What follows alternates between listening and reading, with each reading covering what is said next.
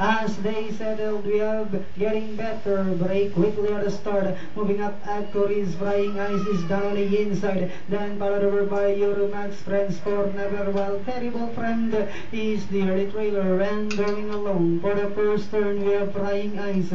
Moving upon the outside, getting better. Then followed over by Cory's. Moving upon the outside, Terrible Friend. Euromax while Friends for Never now in behind them. Heading for the backstretch. 2 and 3 started out for the lead. We have getting better. Moves up by about half length. Flying Ice drafting back in second. Moving upon the outside at Cory's.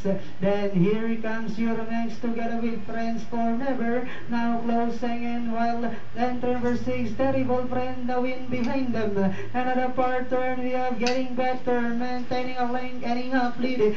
Cory's in second. Euromax now getting closer in third together with Friends for Never. Terrible Friend while Flying Ice now in behind them as they swing for home. We have getting better this time by about 3. Euromax in second. Friends for Never is on the outside with about 100 meters of the race, and it's still getting better, followed by Euromax in second, and finally it's getting better.